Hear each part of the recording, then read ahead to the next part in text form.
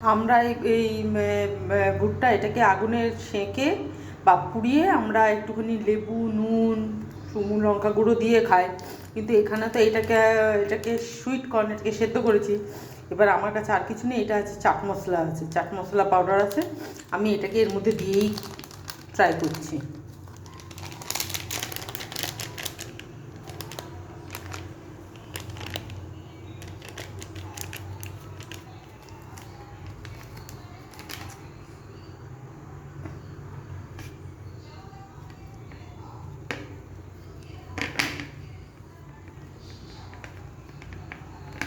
জানি না এখন খেতে কেমন হবে, কোনোদিন খাইনি।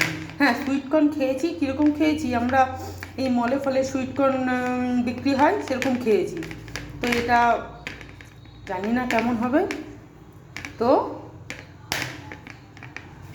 হয়ে গেল, এটা আমি এই দিয়ে মাখিয়েছি, হয়ে গেল সুইটকর্ন।